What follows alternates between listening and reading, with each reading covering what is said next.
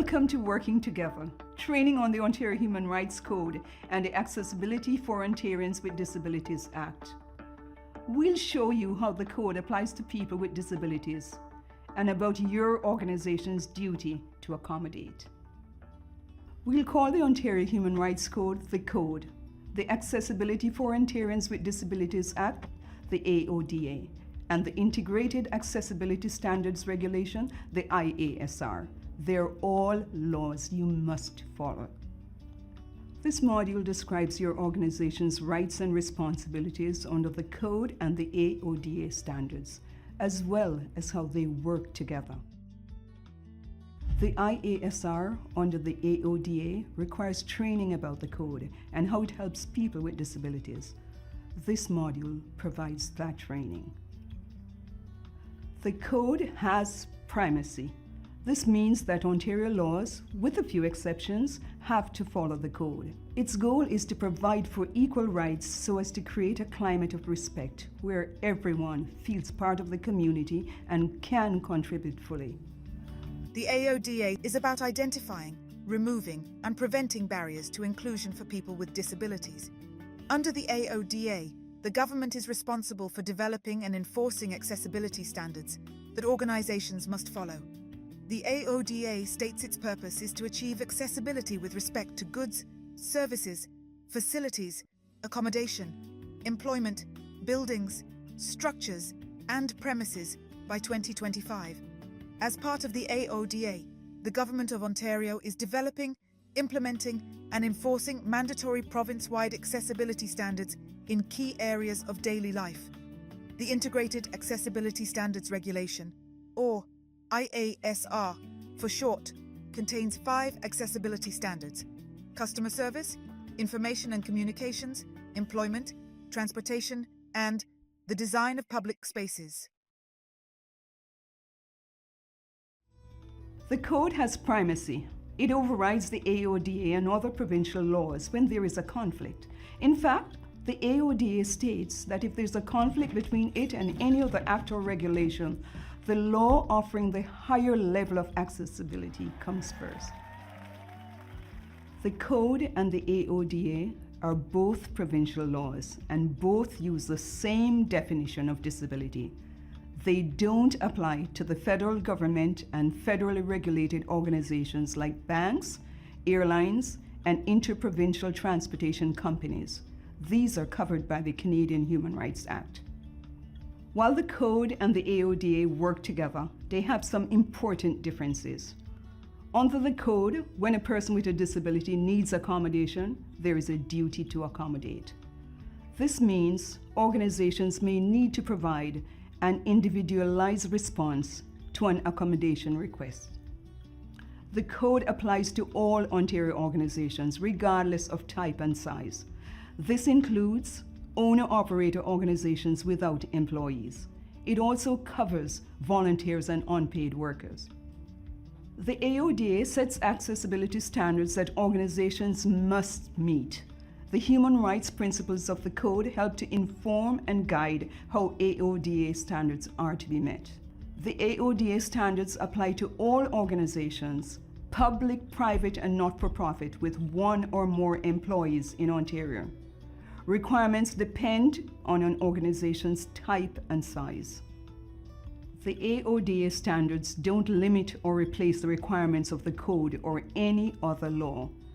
Meeting AODA standards doesn't guarantee that an organization has met code requirements or that the organization won't receive human rights complaints, but it may lower the risk of complaints.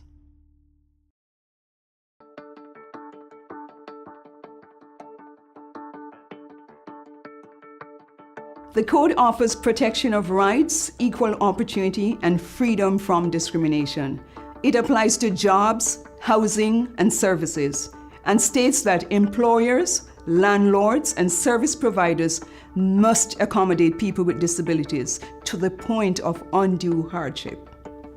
Employers must accommodate employees when they cannot perform all of the duties of the job because of their disabilities. For example, suppose an employee with low vision has a job requiring her to work on a computer. Accommodating her needs might include supplying appropriate computer technology.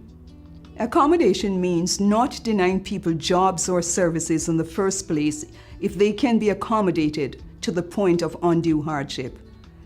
Changes may be required to an organization's policies and practices or staff training so that discrimination doesn't recur. The code is not meant to punish. When discrimination happens, the goal is to fix the situation to provide equal opportunity for the person with a disability. The code promotes educating and working with organizations to make changes that prevent discrimination and harassment. Many people think of disabilities as noticeable physical disabilities, such as someone using a wheelchair. But not all disabilities are visible, and you can't always tell who has a disability. In the code, disabilities can include physical limitations, mental health, cognitive or intellectual development, learning, hearing, or vision. They also can include epilepsy, substance addictions, environmental sensitivities, and workplace injuries. The code protects people from discrimination and harassment because of past, present, or perceived disabilities. Disability itself is not a barrier, but barriers exist that can exclude people with disabilities. These include physical barriers, information and communication barriers, systemic barriers, or attitudinal barriers. Barriers to accessibility prevent people with disabilities from fully taking part in the social and economic life of our communities. Physical barriers include things like providing steps, but no ramps or elevators. Information and communication barriers can make it difficult for people to receive or give information, such as using unclear language or print that's too small. Systemic barriers can result from stereotypes or established practices, such as inflexible work hours that don't coordinate with paratransit bus schedules. And attitude can be the biggest barrier. Ableism is a tendency to see people with disabilities as less worthy, underestimating their potential, or excluding them from decisions that affect them. Organizations should try to identify and remove barriers before problems arise, instead of waiting to answer individual accommodation requests or complaints. You can also avoid creating barriers altogether through inclusive planning and design. For example, when setting up a new website, design it for people who have sight and hearing disabilities.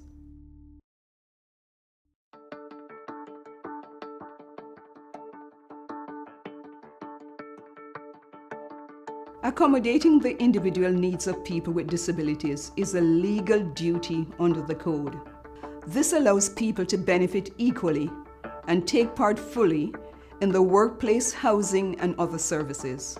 The most appropriate accommodation is the one that best meets the individual needs of the person with a disability. You're only exempt if it would cause undue hardship, a very high test. There is no set formula for accommodation. Some accommodations can benefit many people, but what works for one person may not work for others. You must consider individual needs each time a person asks to be accommodated. Many accommodations can be made easily and inexpensively, but if it's not possible to put the best solution in place, or if doing so results in undue hardship, you still have the duty to take the next best steps. Examples of accommodation include providing printed material in alternative formats, such as electronic files, large print, or braille. Providing sign language interpreters or real-time captioning for people who are deaf or hard of hearing. Offering flexible work hours or break times. Modifying job duties, retraining, or offering alternative work. Installing automatic door openers and accessible washrooms. Accommodation doesn't have to be provided if it causes undue hardship. Undue hardship is the legal limit of the duty to accommodate. It refers to situations where severe negative effects outweigh the benefit of providing accommodation. 3 factors are used to determine undue hardship. 1. Costs. Renovating an older building to make it accessible may be too costly for a small business. If the business must reduce staff or hours to provide the accommodation, then it may be able to claim undue hardship. 2.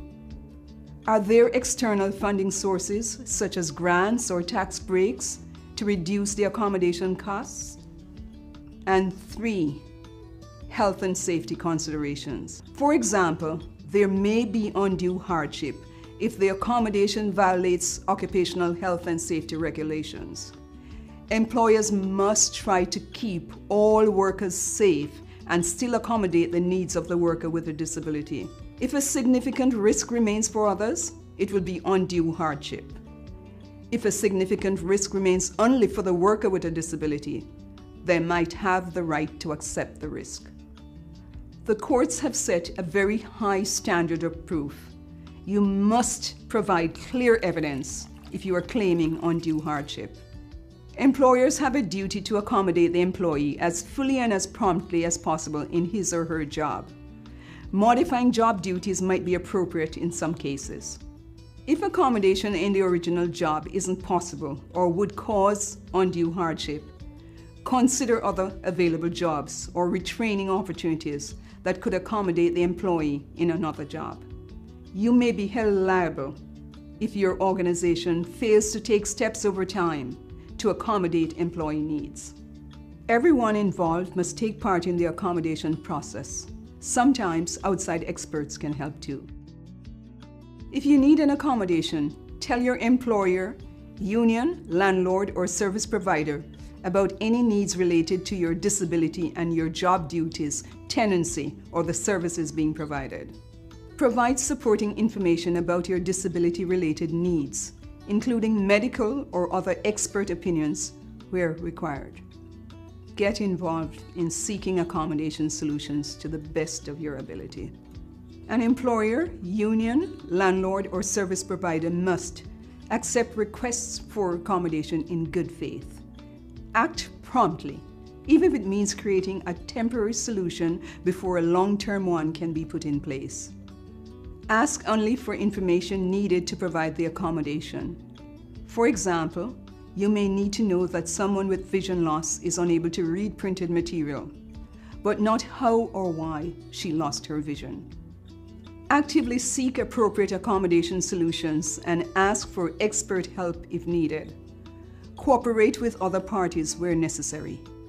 Respect the dignity and privacy of the person asking for accommodation and make sure the accommodation process doesn't lead to reprisals against that person. Cover the costs of accommodation, such as any needed medical or other expert opinions or documents, to the point of undue hardship.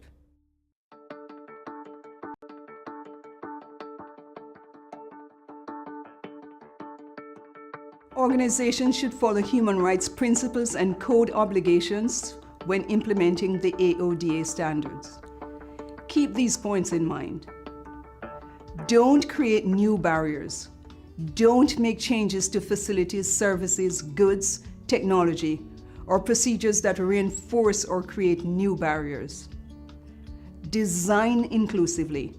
Make choices that work for as many people as possible, especially those with disabilities, while meeting individual needs. Favor integration over segregation. Usually, the best accommodations allow people with disabilities to participate in similar ways with everyone else.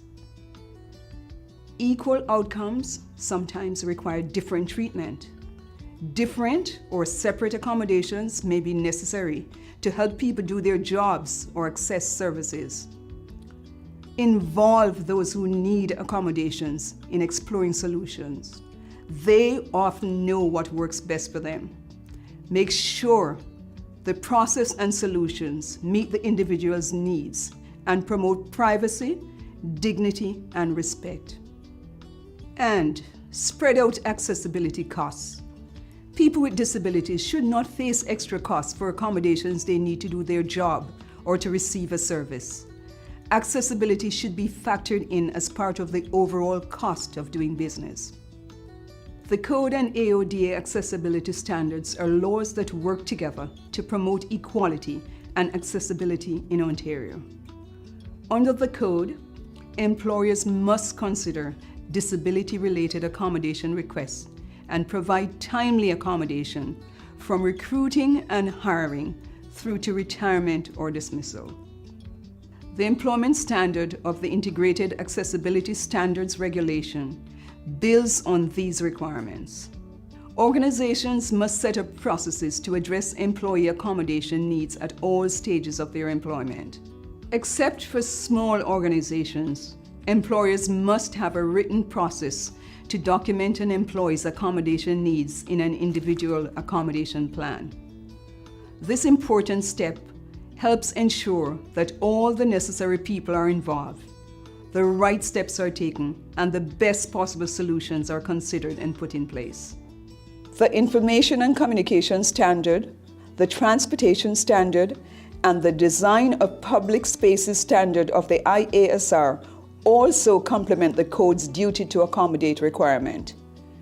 As you implement the accessibility standards, please keep in mind the Code principles and requirements you've learned in this training.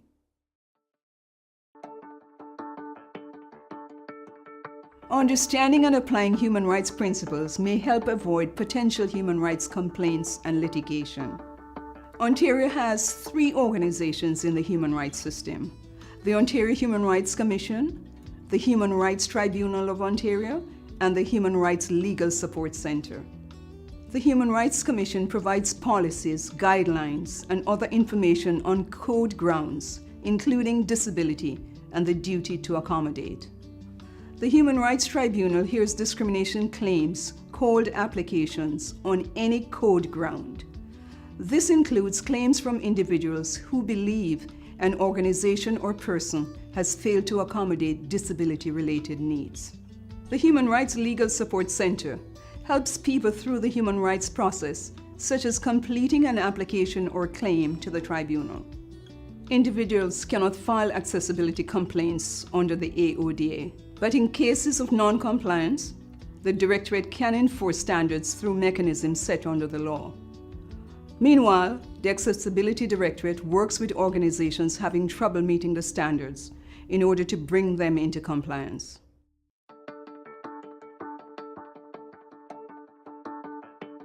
Today, you've learned how the Ontario Human Rights Code applies to people with disabilities and about your legal duty to accommodate. Let's recap some key learning points. The Code and the AODA are laws that work together. The Code protects every person's right to equal opportunities and to be free from discrimination. The Code has primacy, which means that Ontario laws, with a few exceptions, have to follow the Code. You also learned how the AODA accessibility standards complement the Code to promote equality and accessibility in Ontario. The AODA uses the same definition of disability as the Code. If the two conflict, then the Code prevails. Applying human rights principles and Code obligations may help in meeting the AODA standards. The AODA standards do not replace or limit the Code or any other law.